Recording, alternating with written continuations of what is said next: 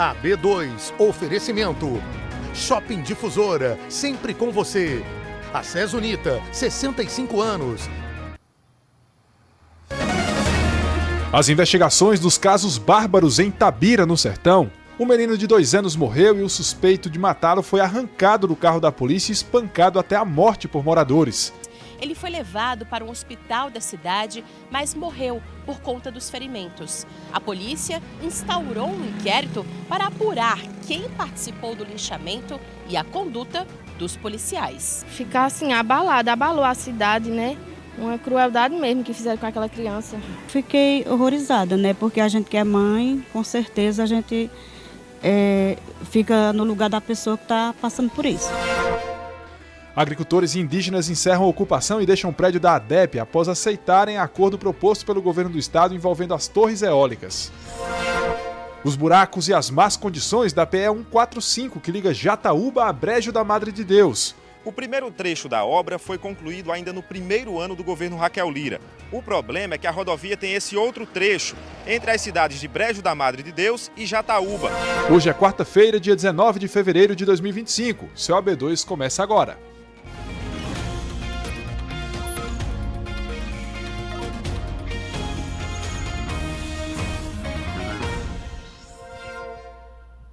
Olá, uma boa noite para você. Bom, a gente começa essa edição conversando com os repórteres que estão ao vivo conosco hoje. Boa noite para Jaira Lima, também para Fábio Gomes. Eu começo falando com Jaira. Ela vai trazer a informação a respeito dessa situação que ocorreu no sertão do estado, em Itabira.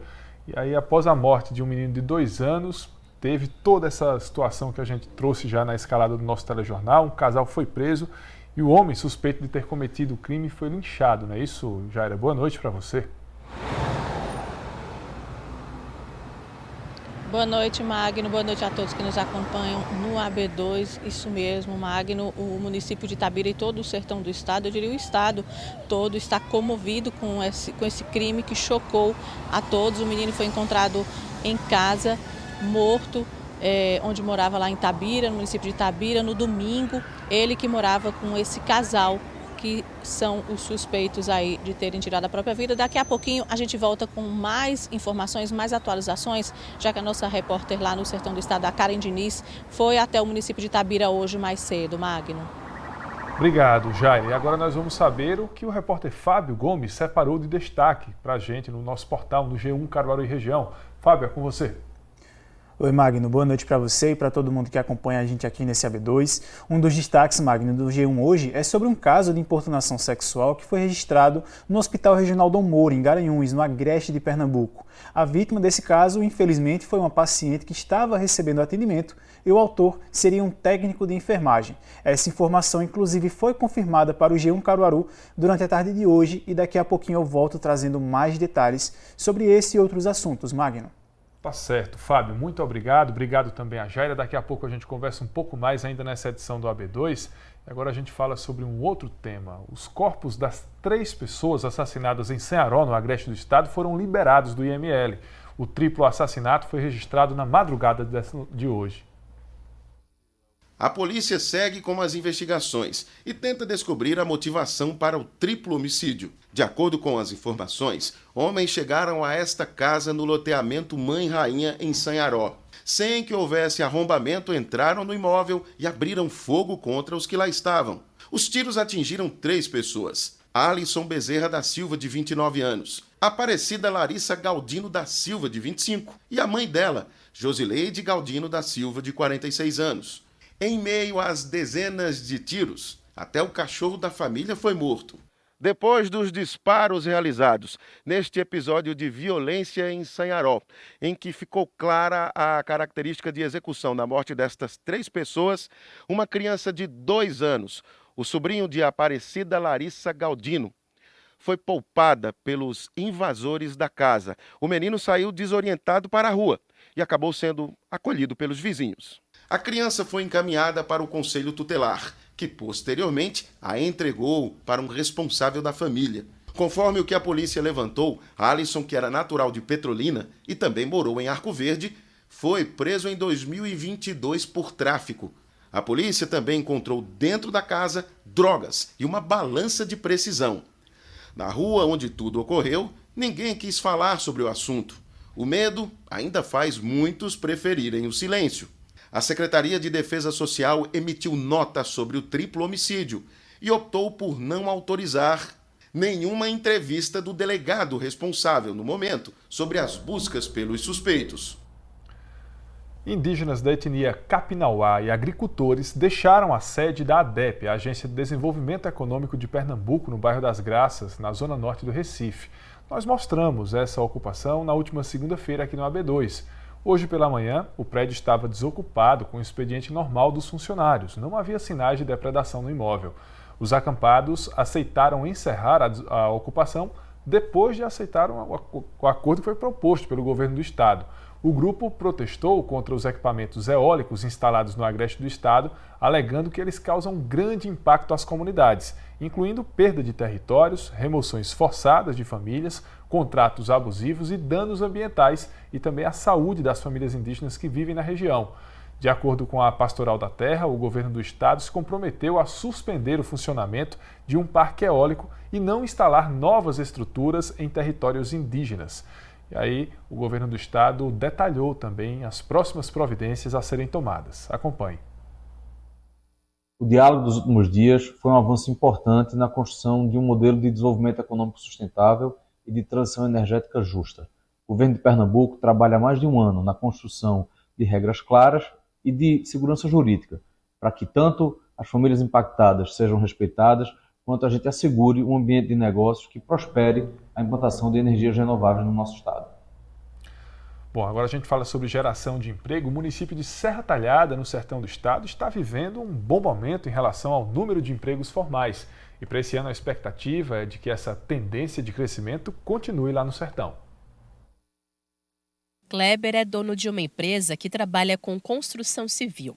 Aqui, além de vender materiais e itens para o setor, eles também realizam obras. Em 2024, sentiu a necessidade de aumentar o quadro de funcionários. Com o aumento da demanda, na necessidade do comércio se aquecendo, a gente também fez algumas ampliações nas lojas e o comércio de Serra Talhada ele tem essa busca crescente por pessoas de outras cidades. E com isso aproveitam para fazer compras que a gente realmente também entrega nas outras cidades. A gente tem um raio aqui de mais ou menos 250 quilômetros que a gente faz entrega entre os estados da Paraíba, Ceará e Bahia e Pernambuco também. Então, com esse aumento dessa demanda, a gente contratou mais, a gente teve um crescimento aí de 10% na equipe contratada, né? E isso foi pela demanda, realmente, pela crescente demanda do comércio de Serra Talhada em si.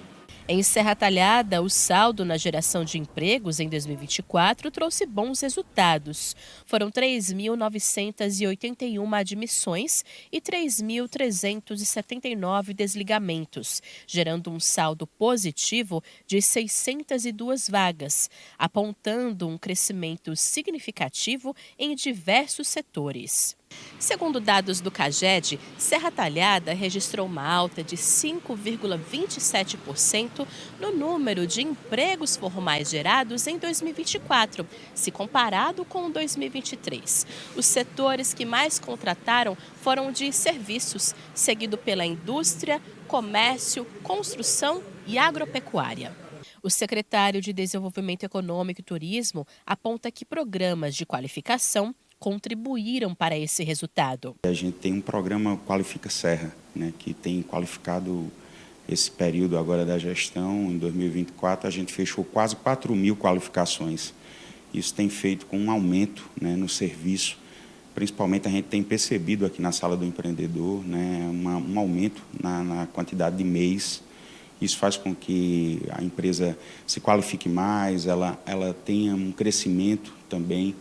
A gente tem feito uma parceria muito boa com os bancos públicos, isso tem feito que o financiamento aconteça aqui dentro da Sala do Empreendedor, isso tem feito que as empresas cresçam muito mais rápido, saiam do meio e comecem a empregar cada vez mais. Francisca trabalha há 25 anos com corretora de seguros, segmento que se encaixa no setor de serviços. No ano passado, a empresária contratou 2 funcionários e ressalta a importância da mão de obra qualificada. E aí, o ano passado, nós fizemos 2 contratações, até precisávamos fazer mais, estamos nos organizando para isso, porque temos evoluído cada dia mais, principalmente nesse momento que a cidade está evoluindo. Está chegando novas empresas, novas indústrias, novas faculdades, então a cidade está crescendo. E com esse crescimento a gente tem a necessidade de aumentar o nosso quadro para aumentar também os nossos negócios. Kennedy está no último ano do curso de administração e investe na formação profissional desde o ensino médio. Ele acredita que ter se qualificado foi essencial para conquistar uma vaga no mercado de trabalho. Antes mesmo da faculdade eu já tinha um curso de profissionalizante de informática, então é algo que até de família mesmo, né?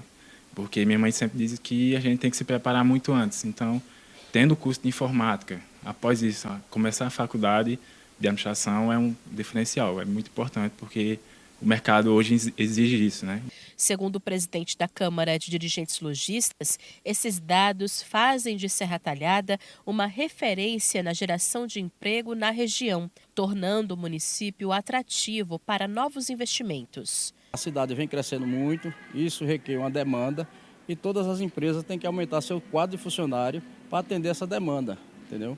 Então, foi um ano positivo, né? Que quando você gera emprego, termina um ano com um saldo positivo desse, então a gente tem mais que agradecer. E a perspectiva para esse ano ainda é maior. Tenho certeza que esse ano a gente vai superar 2024. Coisa boa.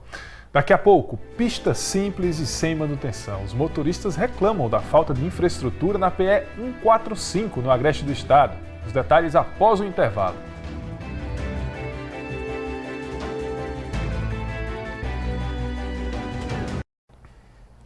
A B2 de volta, a Justiça decretou a prisão preventiva de uma mulher suspeita de matar um menino de 2 anos na cidade de Itabira, no Sertão.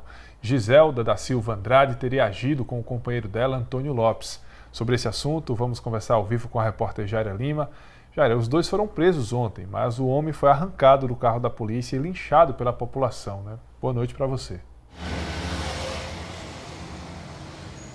Boa noite, Magno. Boa noite a todos que nos acompanham no AB2. Magno, uma multidão enfurecida já aguardava o casal suspeito de assassinar a criança de 2 anos lá no município de Itabira, no sertão do estado. No lado de fora da delegacia, eles esperavam e não deu tempo nem que os policiais conseguissem conduzir os 2 suspeitos até o interior da delegacia.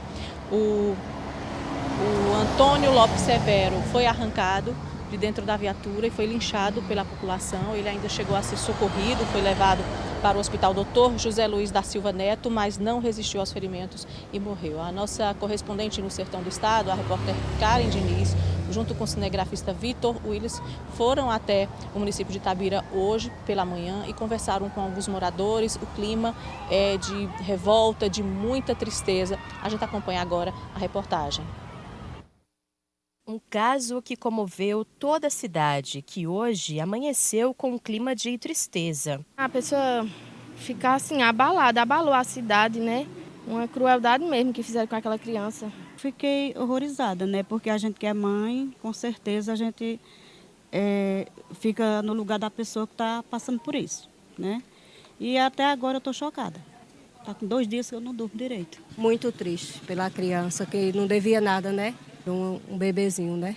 Um anjo. E agora está no céu com Deus, tenho certeza disso. Chocou todos nós, porque um crime dessa forma, com um adulto já demais, imagina com uma criança que não pode se defender, não é assim? Causou, sim, muita tristeza, né? E revolta também, né? Chocou a todo mundo, porque foi muito triste, né? Uma crueldade muito grande. Arthur Ramos Nascimento, de apenas 2 anos, foi assassinado no domingo no bairro João Cordeiro, em Itabira. Segundo a polícia, o menino teve lesões em várias partes do corpo que sugerem que ele foi agredido.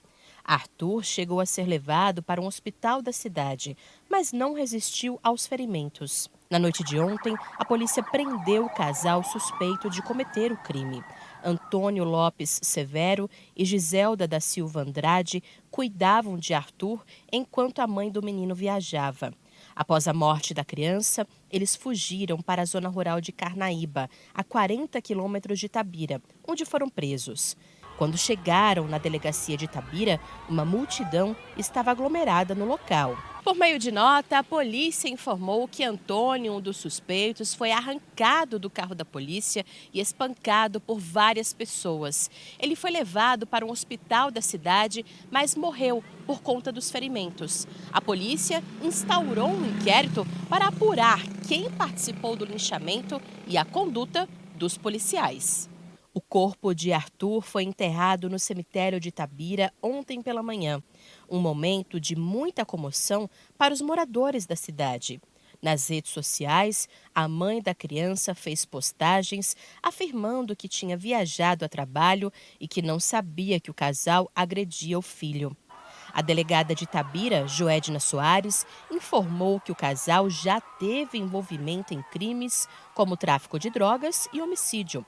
Giselda da Silva, que é suspeita de ter participação no assassinato da criança, foi levada para a delegacia de Afogados da Engazeira, a 22 quilômetros de Itabira. Ela passou por uma audiência de custódia e foi encaminhada para um presídio. Por questão de segurança, a polícia não divulgou o nome e o local do presídio para onde a suspeita foi encaminhada. Magno, eu volto contigo, um crime que chocou a todos e mais informações a gente vai acompanhando aí no decorrer, nos nossos telejornais, né, como é que vai ser o andamento aí das investigações. Magno. Obrigado pelas informações, Jaira. Boa noite para você.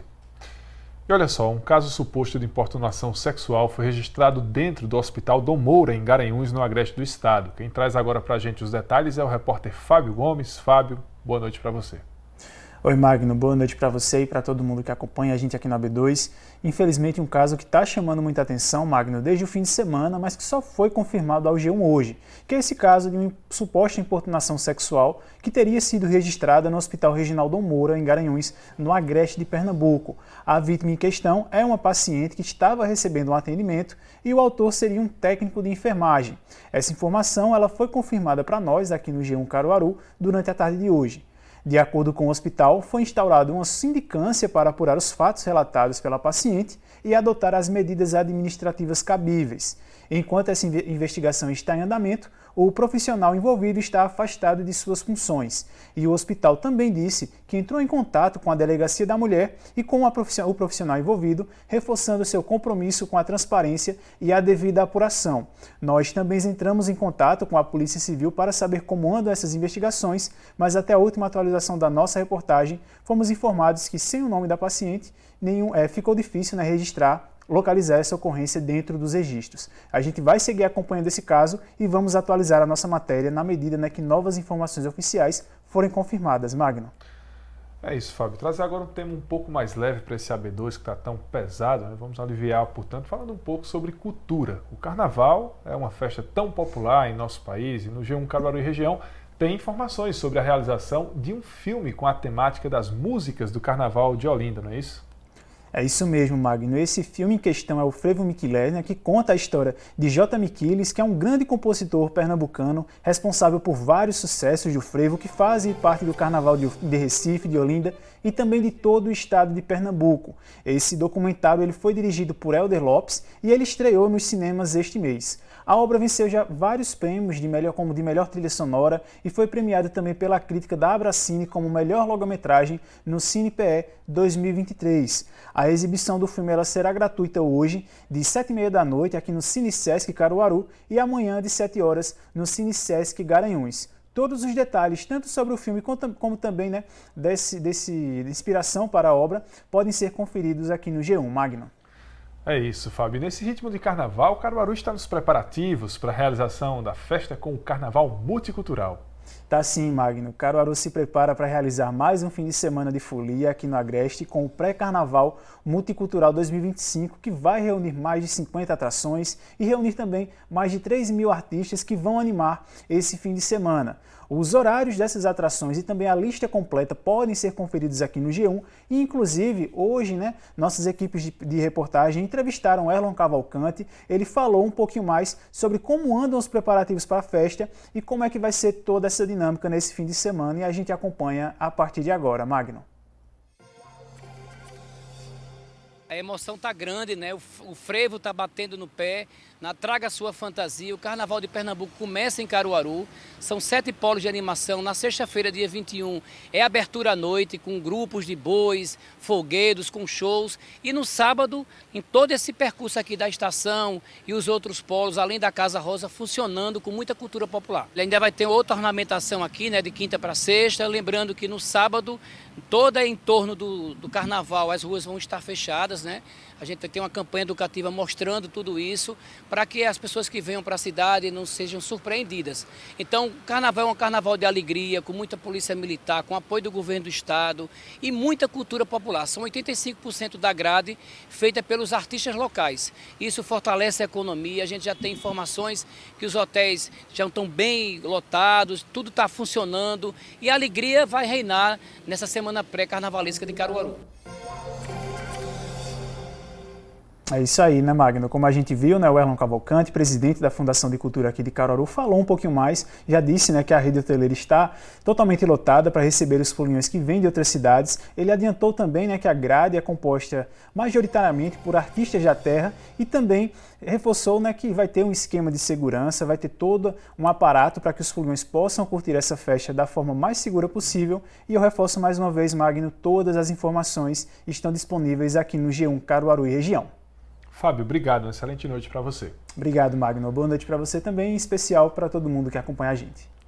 Olha, as entradas dos municípios de Brejo da Madre de Deus e Jataúba, no Agreste, estão tomadas pelos buracos que trazem prejuízos para os condutores e também aumentam o risco de acidentes. O repórter Gessé Scioli e o cinegrafista Matheus Guerra percorreram a PA 145. Vamos acompanhar na reportagem. Quem passa pela PE 145 nesse trecho entre Caruaru e Brejo da Madre de Deus nem imagina que a rodovia com asfalto novo tem tantos problemas na continuidade do seu trajeto. Ao longo dos seus quase 70 quilômetros de extensão, 43 deles estão revitalizados. E o restante apresenta uma sequência de problemas. Pista com buracos, sem sinalização e sem acostamento. Tem dificultado o trajeto dos motoristas e atrapalhado a locomoção das pessoas na região. Em 2021, ainda durante o governo Paulo Câmara, o Estado investiu cerca de 35 milhões de reais através do plano de retomada no programa Caminhos de Pernambuco, para a requalificação do trecho da PE 145, que tem início no quilômetro 43, aqui no entroncamento com a BR-104 em Caruaru e vai até o Brejo da Madre de Deus. O primeiro trecho da obra foi concluído ainda no primeiro ano do governo Raquel Lira. O problema é que a rodovia tem esse outro trecho entre as cidades de Brejo da Madre de Deus e Jataúba, que compreende a 24 quilômetros, com muitas situações de buracos.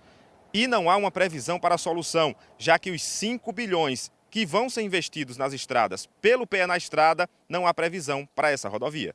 Já na saída da cidade de Brejo, encontramos vários buracos, como cartão de visita do que os motoristas enfrentam diariamente nesse trecho da rodovia. Quem precisa percorrer o trecho diariamente tem sentido as dificuldades. E sim, a gente que anda de moto, a gente acha que de carro é mais difícil, mas de moto também. Você prejudica os amortecedores, quebra a moto, danifica.